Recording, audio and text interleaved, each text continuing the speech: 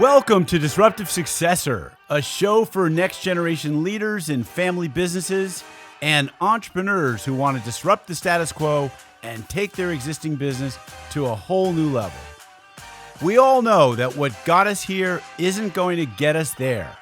This show will provide inspiration, advice, and resources to help you create massive impact. Hi, welcome back to another episode of the Disruptive Successor podcast. This is Jonathan Goldhill. I am your host and the author of the book, Disruptive Successor. And today I have a guest on who is a disruptive successor.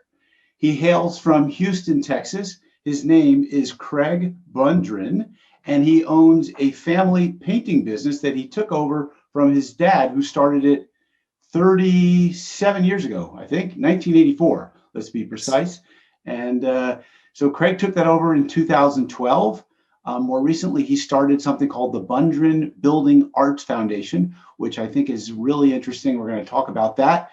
And we're going to talk about some of the challenges that he had during the transition of taking it over from his dad. So Craig, welcome to my show today. Thank you. I'm glad to be here. This is going to be fun. Yeah, so we're going to talk a little bit about your story, because this is a place for entrepreneurs to talk with about their story and share the highlights, the good, the bad, and the ugly. You're what I call sort of like the typical type of person that I want to work with and have as a guest on my show, because you got into a family business, you learned it in high school, and this was like an opportunity that was presented to you, and you saw what was it like growing up as a kid, being in the family business? Were you thinking that you would be in this business at any point in time, or did you figure you were going to do something else? Or can you even remember that far back?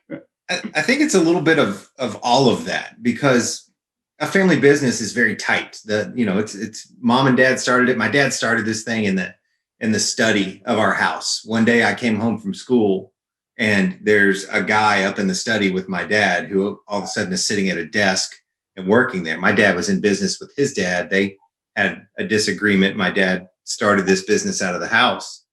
And then from then on, we were just used to what was happening.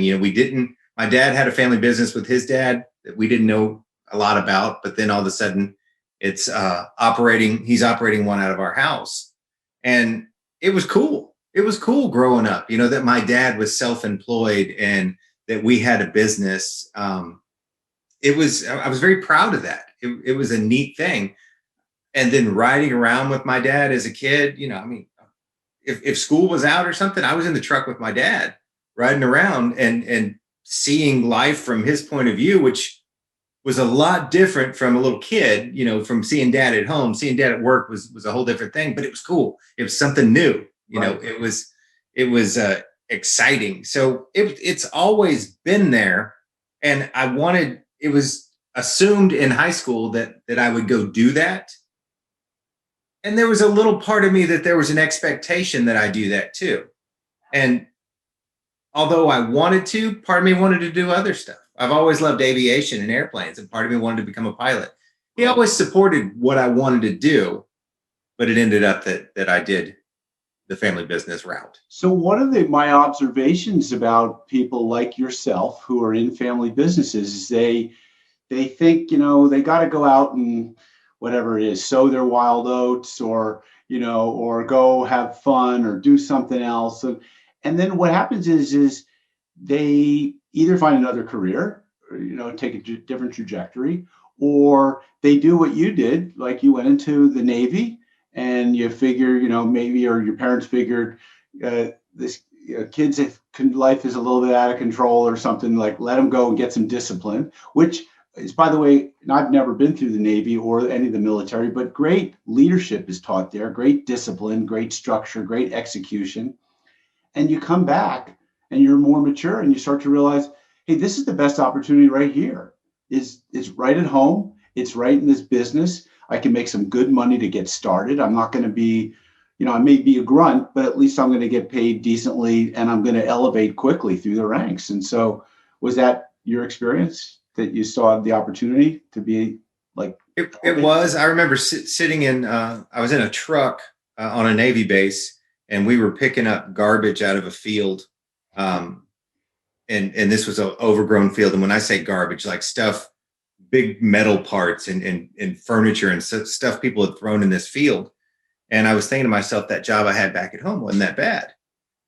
So when I went back and came back to Houston, my dad said, I came to him and said, look, I've done all this stuff. Now I want to get back involved in the family business. And he said, if you're going to do that, we're going to go ahead and start you at the lowest position and let you work your way up. Because in the past, I had been a truck driver, some things like that, just because I was the kid. I was put in these better positions, I would say. Mm-hmm. But when I came back, I was put on a job site. I walked up to that foreman on the job, and he handed me some sandpaper, and I spent a summer sanding door frames. It was hot. It was gross. It was tiring. And they taught me that if you sand all the skin off your finger, just wrap some duct tape around it and keep going. But the good thing about that, Craig, is right. It's like you've worked every position probably in the company out in the field. And I'm sure things have gotten different over the years, right? Maybe the paint has improved or the technology or whatever the applications, but how to run all that stuff out in the field. So I do. It's interesting that you bring that up, because you've referenced the E-Myth before, and we've mentioned it. I was a technician having an entrepreneurial experience, basically, right. Because once I did learn all this stuff, I didn't know anything about running a business. I knew all the technical side. I knew how to bid paint. I knew how to apply paint. I knew how to run guys. I knew all the skills that it took to apply paint to something for money. Sure. But I didn't know all the business skills and tools that I needed to successfully run that. Right. And so just for those who are listening and not as familiar with the E-Myth, Michael Gerber, who wrote the book, talks about there's an entrepreneur, there's a technician, and there's a manager. And the entrepreneur is the leader with the vision, and maybe, you're 10% visionary leader, and maybe you're 20% manager, which puts you at 30% in a leadership and management role, which means you're 70% being a technician, which mirrors like a very lopsided way of trying to scale a business. It's from a technician's mindset. And so I know when I first started coaching people, that was a popular book I gave out, was the E-Myth, and along with another book about how to become a strategic business owner, how to change your mindset to start thinking about entrepreneurial and leadership things. And so let's talk about some of the dynamics that brings into, in a family business, because sometimes that can challenge the old man who started the business, because he's not so much entrepreneur, leader, manager himself. Does that ring any bells with you? I was young and full of ideas. I had ideas about how we should do everything. And right. I wanted to make changes. I wanted to do this. I wanted to do that. My dad had made his mistakes. He had, and I hate to have to say this, but it's so true. Business was different back then. So much has changed with all the computer products that we have and the apps and the metrics that people measure things. We weren't really measuring stuff like that back then. It was kind of, you had a bit of a budget, and if you did well, you did well. If you didn't, you didn't, and try to fix it. There wasn't that drill down. The big thing that I had pushed at that point, we worked off blueprints to price jobs. Mm-hmm. At this point, blueprints were starting to come out electronically, and they were starting to put them on discs. And so it was becoming computer-based, but it took a while to catch on. But I'm pushing my dad. I'm saying, we've got to get online. We've got to, or actually that was before online because it was just working on a computer, but we've got to get on the computer and make this where it's all automated, and we're going to save this amount of time and this amount of money. He didn't know anything about a computer. God, when I first started working there, we used to do all our paychecks on a Paymaster, and it's you sign or write who the check's to, stick it in this paymaster, pull the lever down, and it stamps the amount on the check. Yeah, it sounds familiar. I used to go into clients' companies. They were mostly machine shop type businesses. When they had a general ledger that was on one of those thin metal things that slid out from underneath the desk, and it was in three part, like with two part with a carbon paper, and then you literally moved the slot down. I mean, this was a company that owned the GL business, general ledger business, and the accounting. That's obsolete. Yeah, so much was obsolete. And I'm coming to him and I'm saying, we can do this online. There's machines that sign your name for you to checks. I'm trying to do all this stuff. And he's, whoa, wait. Yeah. We're painting stuff. That's all we need to worry about is we're painting stuff. Yeah. So there wasn't, I don't want to say it wasn't trust, but he wasn't bought in he wasn't buying in to all my ideas. And I understand that if somebody came to me and started spouting off all these ideas, I'm probably going to back up a little bit. Exactly. Right. Especially if they're like under 30, which is like never trust anyone under 30 was what I grew up like, and then it was never trust anyone over whatever, never trust anyone over 30 or under 30. But so the world is changing a lot constantly. And if you're not part of that change and looking out, being part of that change, and that might mean being in your industry peer groups to know what's going on with your peers and talking about what's going on in other markets, what they're doing and what's going on larger, economically, that's going to affect I'm sure interest rates and the economy really affects a business like yours. And I know that you went through probably a lot during the pandemic because that was a big thing you got to pay attention to. But so there's this tension sometimes I find that exists between the successor and the founder or predecessor. And that's why I call it a disruptive successor. What was that tension, if you will, between you and your dad? Can you speak about that so other entrepreneurs might understand, that feels familiar to me? Well, it's that family dynamic. It's my dad had this business. He started the business. He was successful and did what he wanted to do. Right. I'm involved in the business. It doesn't belong to me, but I need him to let me do some things to show him my worth. I need to prove to my dad, this isn't just business. This is proving to my dad that I'm worthy. This is beyond just the accolades for business. This is as a son trying to get my dad to understand that there's a worth and I need him to be proud of me. I need to go home, hunt it, kill it, drag it back, show it to him, and him say, wow, you're doing a good job. And so there's, a lot of me pushing to do that and him holding back because he's not ready to let go of things. Yeah. In order for me to do that, he's got to let go of something. And he wasn't ready to let go. And so I keep pushing, he keeps pulling back, and then, the fighting starts. And there was a lot of those. You don't get those types of fights with something that's not of a family dynamic. Where you really care about it and you have a lot invested in your position. Yes. And I was young. I wasn't separating the two. I wasn't looking at it as a boss. I was looking at it as a kid trying to prove his worth to his dad. And did this fighting, was it visible to other members of the business? Was it going on either in the field or in the office, or was it always behind closed doors? No, it happened in front of other people as well. I would have the need to tell him that he was wrong, and that was just my point of view. Right. But then there was also the times that I wasn't performing up to standard.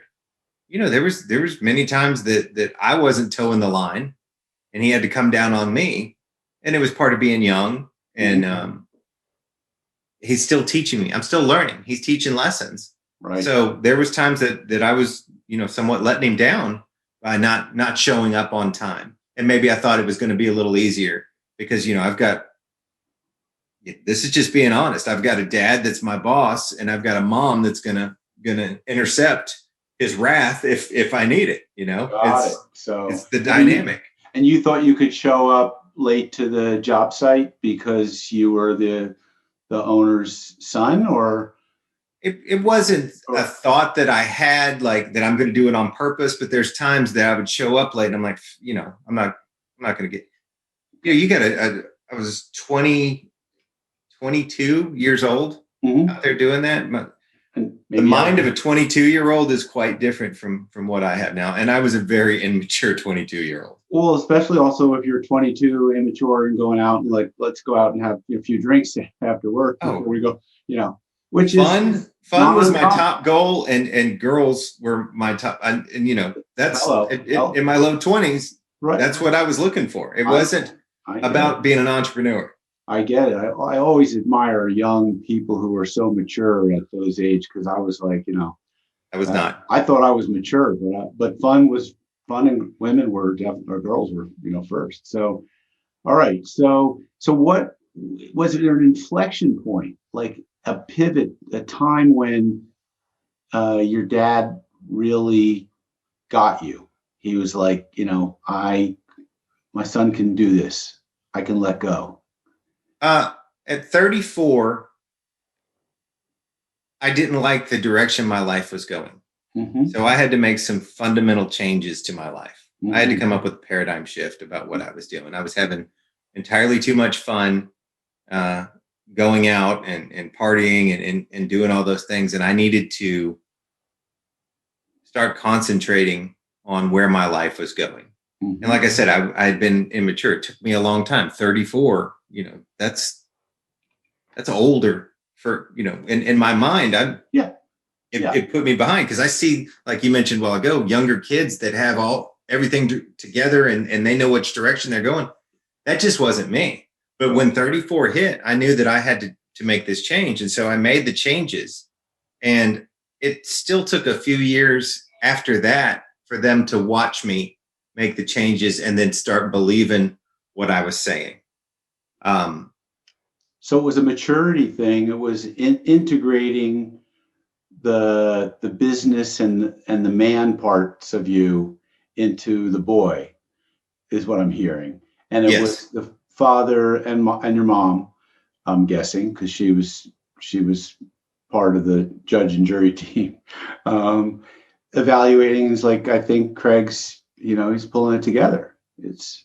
I think he could. They gave me more and more responsibility, a little bit more leash, bit more leash to go, and I moved up through the company. I would learn the things I needed to learn and do that task and move forward to the next. If I was successful at that for long enough, and until the point to where I was running everything with him having veto power.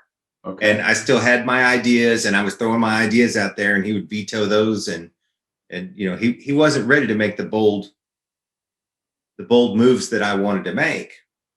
But me being young, man, I had good ideas, and I was right. And I was going to go change the world with what I was doing. And I really believed it. And, eventually I got the freedom to go do that, and I got myself into trouble. Okay. So your dad, so we're going to get to the point where your dad and you transitioned the business, which is 2012, which was after the recession, which probably hit your business pretty hard. It had. Did you or your dad see that coming and the impact it would have on the business? And was that part of the transition period where, like, you were maybe on top of what was going on a little bit more than what he was seeing, and maybe your decisions were starting to, or thought process was starting to be more predominant in terms of how we maneuver through this? So as we were going, as the recession came through, things were getting tight, but being in the business that we're in, we had a backlog.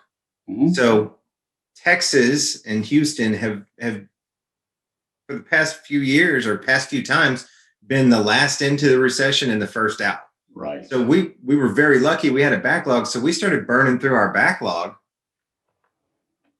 We didn't finish the backlog until it started coming out of the recession. Mm-hmm. So towards the end, we were still doing pretty well, but it started the dip down. It started the dive down.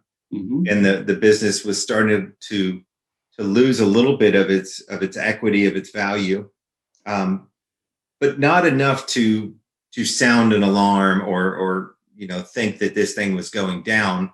It was enough to say, hey, this is a good time to use some of the financial tools to change the ownership of this business. And so we spoke with our CPA and a business valuator, Right. and decided to do that at that point. That's great. The lawyer. And very smart. And for people listening, you use the lifetime gift tax exemption, and where you can transfer, depends upon the date, because it's always a moving target, but you can transfer, maybe it's up to 5 million or 5.4 million or 11.8, if it's, I think it was 5 at that point, and we had dipped down just below. So that's great. And so you were able to purchase that. And your dad got a nice severance package out of that, if you will, right? He's got a lifetime employment contract with no obligation to do any work. He does. And at the time, I didn't really realize what that meant. And what I mean by that is, not only did he pass the business off to me, right, but he put it in my court that he trusted me enough that I was his retirement option. Right. And you could look at it either way. Like he's not smart for throwing that into my hands, or you can look at it as he made a calculated risk and did that. Whichever way you want to look at it, I look at it as he made the calculated I think it's the latter. I sure hope so. Because, and let's put a number to it. Let's just say your business is worth $4.8 million. And let's say he's got 24 years left to live. And, he's gets paid a $200,000 annual salary for 24 years, but let's say he lives much longer. I mean, it's in perpetuity. It's like a pension out of being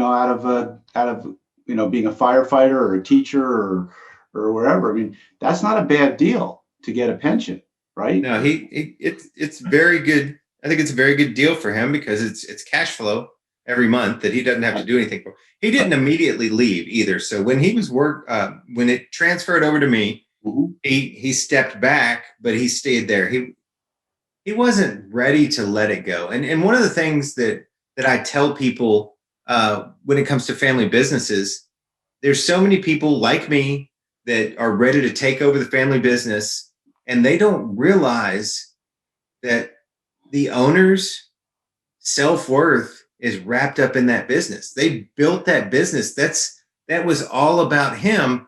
And now he's going to hand it to somebody else and stand back and watch what they do with it. There's a lot more than a single decision that goes into that. There's a lot of feeling. There's a lot to that. And I wasn't thinking about that when I did it. I just, hey, I've got the business. It's mine now. Right. Nobody's got veto power on me. I can go do what I need to do that's going to blow this thing up and change the world. And he's looking at it as I've handed someone my baby. Right. And now I'm really sad. Right. And there's no coincidence that his last name is attached to the name of the business. So correct. It's even more correct. like, yeah, that is mine. That's my thing. But it's a beautiful thing, right? If he can have you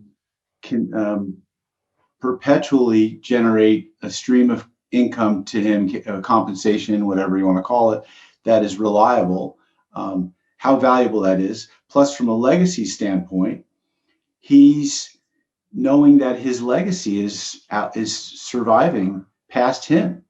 And maybe he's part of talking with you about architecting what's the next succession plan look like, and how do we keep it in the family, or how do we keep the name attached to it? I mean, and as I talk about in my book, very few family businesses make it through that third generation. Many don't make it through the second generation. And I felt like I had a target on my back, because I had read so many business books that say, I don't know the exact figures, but I know that X amount of businesses fail And then such a higher number on second generation set these things on fire and spiral them into the ground. And I was scared to death. I didn't want that to be me. It's like the writing on the wall. And I was like, I'm not going to let that happen. I am not going to let that happen.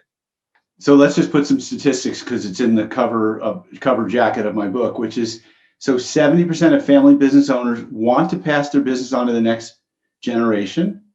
The research suggests that only 30% last into the second generation. So 1 out of 2 that want to pass it don't get to pass it, or more than 1 out of 2. 12% remain viable into and through the third generation, and 3% operate through the fourth generation beyond. So not an easy undertaking. I don't know. And a big burden and a big responsibility. And you've lived up to it, obviously. And you had some disruptive ideas along the way. So one of the things it sounds like that you are doing differently, besides, I'm sure, all the different processes, which means software and apps and things like that to manage the business. We've talked about EOS traction, scaling up. So I'm sure that managing the company with a business plan and priorities and KPIs, metrics, none of which probably existed too much with your dad. No. So one of the reasons why a lot of family businesses don't make it into really successful businesses, or let me rephrase this. One of the reasons Peter Drucker never spoke about family businesses being such a force in American society was he didn't think they would be able to become corporate entities, meaning professionally managed businesses.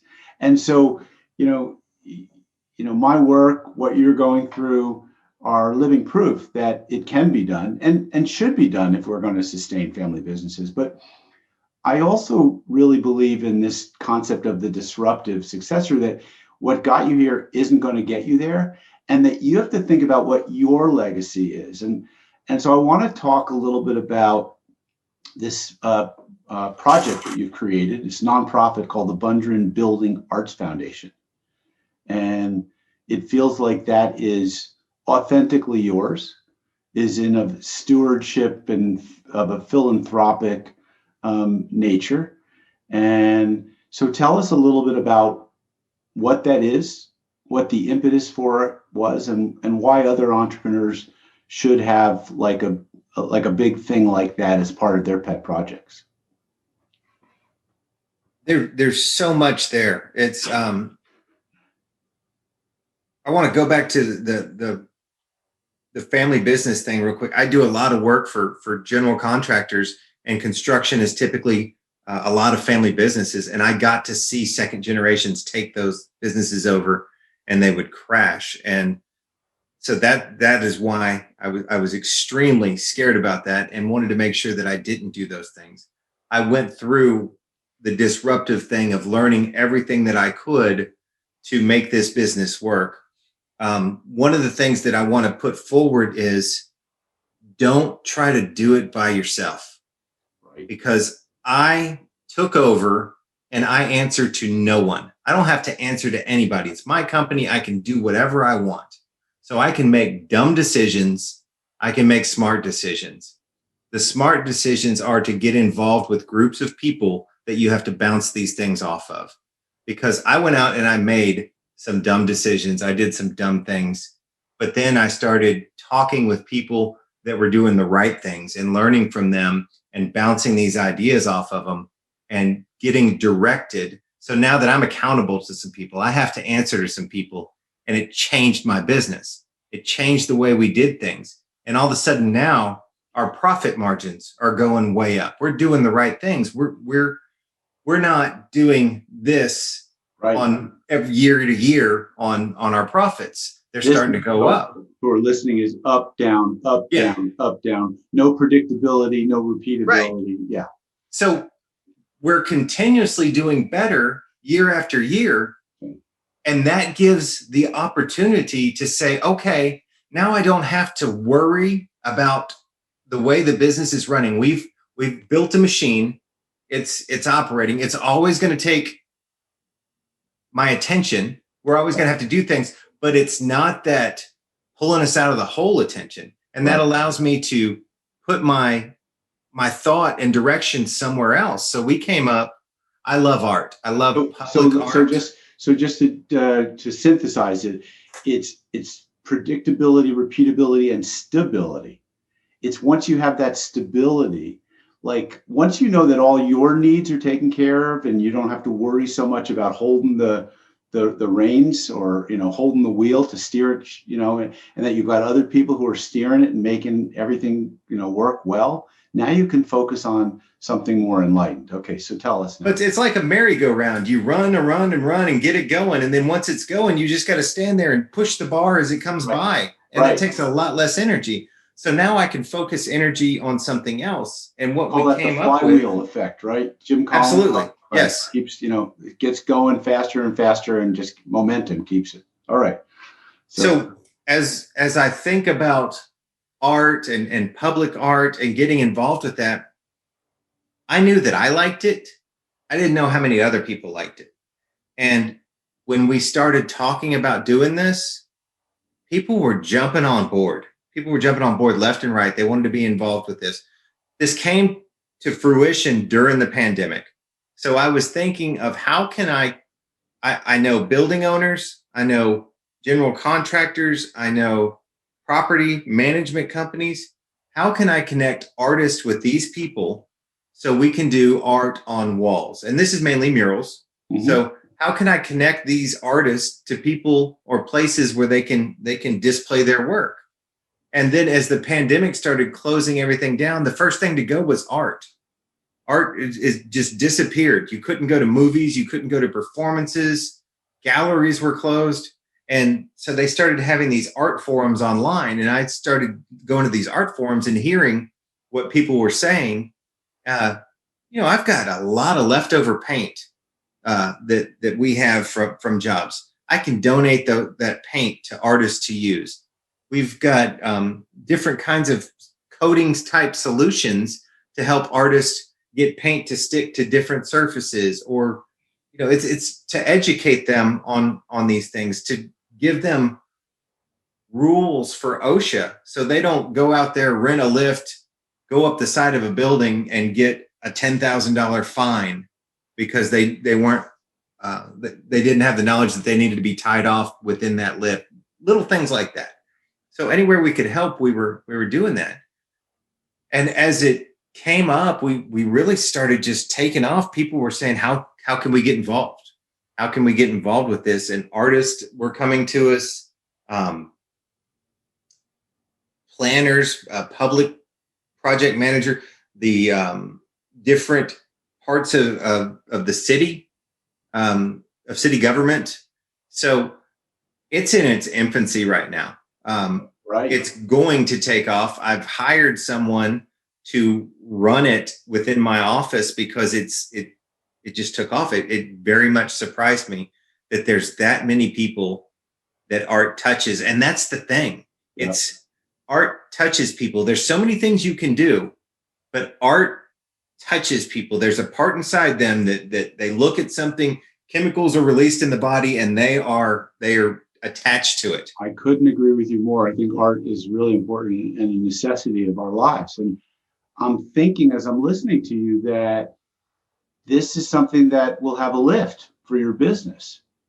It does. It does. Like I can start to see, general contractors specifying you in, along with your arts foundation stuff. Like it seems like it extends the brand so well. It does. And it's a fine line to walk, right? Because I never want to come across as inauthentic, because we're out there to do something good. Right. Now, if it can benefit myself, if it can benefit other people, that's great. Yep. But I'm trying to put someone else in charge of that where it's not just me. But I will tell you that when you come to someone and say, hi, my name's Craig and I own this painting company and we'd like to do something for you, they're like, okay, there's a million painters out here. Thank you. Appreciate it.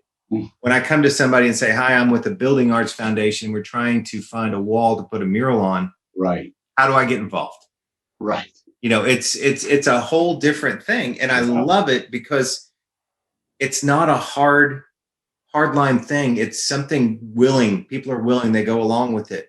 We're able to highlight different artists and bring them in where they didn't get the public recognition. We can bring them up.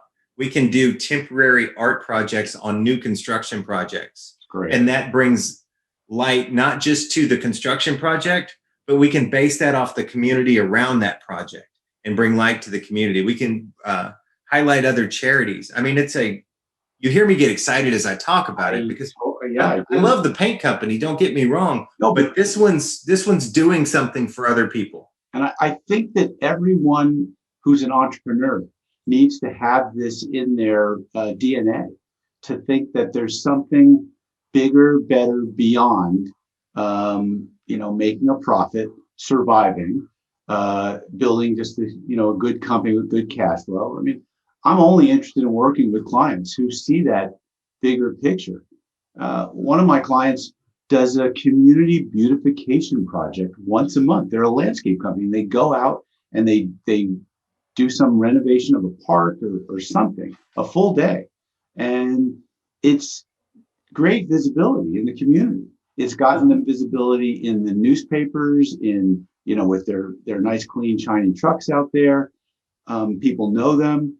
It's great. And it's great. It makes them feel good because they'll get people from the office going out working in the field. They never get a chance to do that kind of stuff. And so like, what do we really do as a landscape company? I'm used to just pushing paper, collecting, checks or, doing HR stuff. And now I'm suddenly out in the field wearing a safety vest, having a role. So I think it's such a win-win-win all the way around. Employees, the community, shareholders, everything. You mentioned the doing things in the community. That's how we got this started. I was working with my marketing guy, and we were talking about things that we wanted to do to make us stand out a little bit, but also to give that. I always go by the Zig Ziglar thing, old school Zig Ziglar. Because if you want to get everything you want in life, help everybody else get what they want.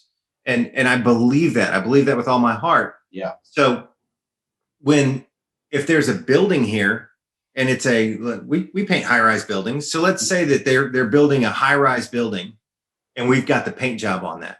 So what we want to do is go find the assisted living place that's right by there and restripe their parking lot or fix the exterior of that building or do something like that, a civic project to help out that area. And that's how we kept coming. We're throwing different ideas, and that's how the Arts Foundation was formed. Fantastic. But every entrepreneur, no matter what your business, you can go out there, find something that rhymes with what you do and do it for free and give it to somebody. Yeah, 100%.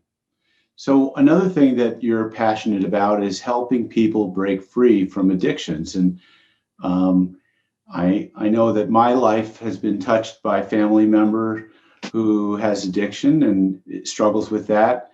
And I can think of nothing more impactful to so many Americans who have been impacted by mental health issues and addiction. And, nobody likes to speak about it. So tell us a little bit about how that plays out. Does it show up in your company? Is it just a personal pet, thing like flying small planes or real estate or dogs, or, is it something? The dogs might be another addiction. That one's to be debated still. But so when I got my life straight, when I told you about when I was 34, what it took was me saying that I need some help. I've got some things that I don't like. Help me. And a gentleman reached out to me and he helped me. Right. And that was my first really introduction to, call it coaching.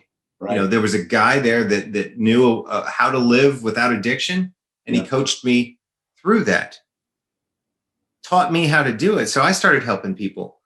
And the most fulfilling thing, I've told you that I like to help people. Mm-hmm. I will do whatever I can to see someone succeed. Succeeding in business is one thing. But to see someone succeed in life where they were failing Yeah. is the ultimate. And to work with someone, you can see that moment that they get it. You've had talk after talk with them. They're slowly putting it together. They're changing their life. They have this paradigm shift, and you see it. You can see it in their eyes. Right. And you know, life isn't going to be perfect after that. Life is life. Life is always going to be highs and lows, ups and downs. But they have got a 90% chance of living a better life now. I'm just throwing numbers out there. Yeah, I understand. They've got it now. They've got a chance. And to watch somebody who couldn't handle life, who couldn't handle anything, to now, not only do they handle their life, but they're helping each other, helping other people, and then succeeding where they had failed. There's nothing like that. You can't come up with anything like that in business. It's transformational, and to be there during that transformational, like when light bulb moment, whatever you want to call it. It's amazing. It's awesome. I think it's incredible. And and then, the interesting thing, and we don't talk about this much when we're doing business coaching, but if you coach someone personally, professionally, their life starts getting a lot better too. So if you coach them professionally, their business gets better. I mean, these things touch one another, right? So it's the old expression, if you want to get something done, give it to a busy person, because busy people know how to get stuff done. And so, if you want to elevate yourself as a person, or you want to elevate yourself in your profession or in your job or in your, business, then do something to elevate yourself personally, elevate your energy, elevate your level of connectedness, commitment, whatever it is. That might be an exercise regimen. It might be a meditation regimen. It might be a, dietary thing, a health, nutrition. There's so many different ways we can go about this to make ourselves better. And I do believe that we all want to be here to experience better. Absolutely. And, more impact, more income, more freedom. All right. So Craig, what's up for you now? What challenges do you face in your business going forward? Or, as you start to look at you've been dealing with this pandemic now for almost 12 months. By the time this comes out to the public, maybe you want to talk a little about how you came through that, but what's next? What's on your horizon? We did a rebrand, and the rebrand was planned, but it happened to coincide with the pandemic. So we're coming into the pandemic. We're doing this rebrand. We're launching the foundation. All of these moving parts. At the beginning, construction was deemed, a necessary thing. So we didn't stop. And our guys wear PPE, so they were pretty safe. So we've moved through the year pretty well. Things have slowed down a little bit here towards the end, but for us, we're still trying to make the business better. We're always trying to make it better. I've been taught that you're either growing or you're dying. And so we want to keep growing. We're in that cycle. We want to grow. And when I say grow, that doesn't mean shoot for the moon and do whatever. That just means constantly getting better, getting better. Right. So we're trying to constantly get better. I'm of that mindset that if you come and say that there's a pandemic and this is going to happen to you, the government's going to shut this, or they're going to close that, or what. My job is to not sit back and go, okay, let me put on my little victim shirt and sit back and bitch that you've done something bad to me. My thing is, I've got people depending on me. Right. It's not a lack of resources. It's a lack of resourcefulness, because there's plenty of people out there that are making it during this time. So I've got to watch them, see what they're doing, follow their guidance, and make these things happen. Nobody's going to do it for me. And I've got a team of people that are like that. We're looking for the ways to succeed. If you look for failure, you find it. If you look for success, Yep.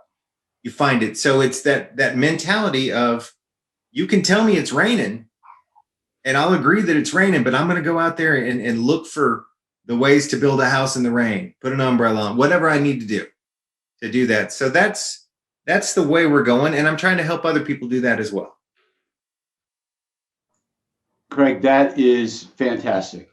And when we embody like what success and what being better looks like, and we keep trying to benchmark ourselves against our former self, as well as, others in our industry or our business, so that we're always keeping our saw sharp, we get better. And so it's been great having you on, tell your story, share the successes. I hope that someone hearing this will pull themselves out of their own challenges and might reach out to you or me, because I know that you'll probably take their call as well as will I, to help Absolutely. them to elevate themselves.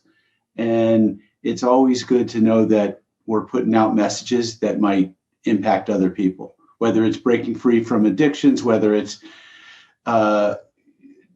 owning an opportunity that's right in front of them, like a family business, whether it's putting that next project together that is going to elevate your brand in the market and do some give back. It's great.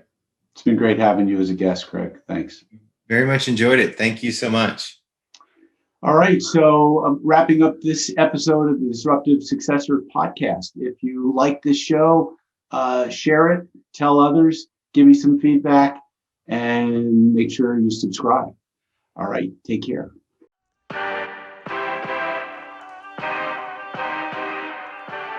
Thank you for joining us on the Disruptive Successor podcast. If you enjoyed today's episode, please subscribe, review, and share with a friend who would benefit from the message. If you're interested in picking up a copy of my book, Disruptive Successor, go to disruptivesuccessor.com.